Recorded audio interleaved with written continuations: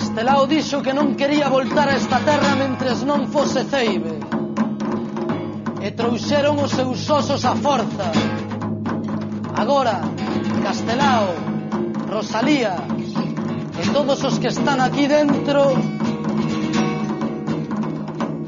pretenden que sexan desprezados.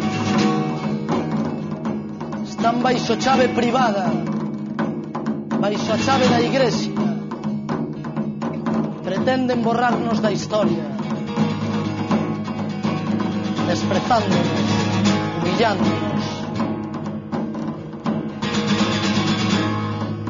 Andan con peles de ovella, cantando fasas avanzar, por lobos de anos pasados, baixan na noite calada.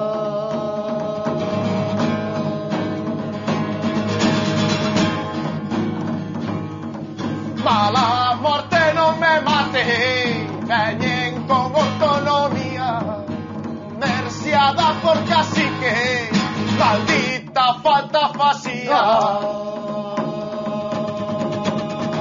Se non te desachos Traémolos nós, arados de ferro e Kalashnikovs, e Kalashnikovs, e Kalashnikovs. Se non te desachos, traémolos nós.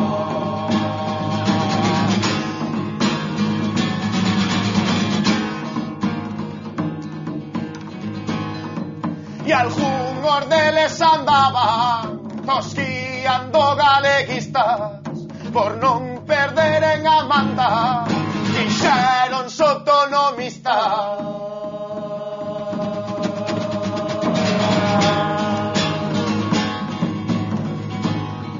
E ás veces falan galego e presumen de labradores, a perdición da Jaliza está en maos deses señores.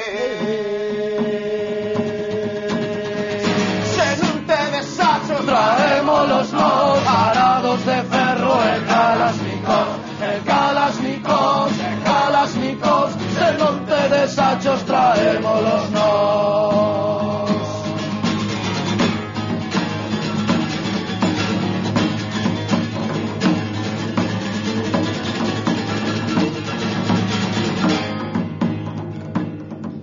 mas todas nós ben sabemos que ainda nos sobra memoria.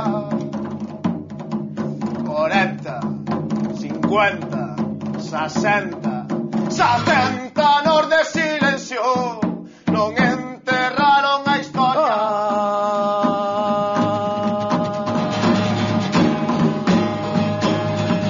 Osos da terra migrante, na Galicia xenerosa, non deixedes que nos roube a patria do pobo a nosa.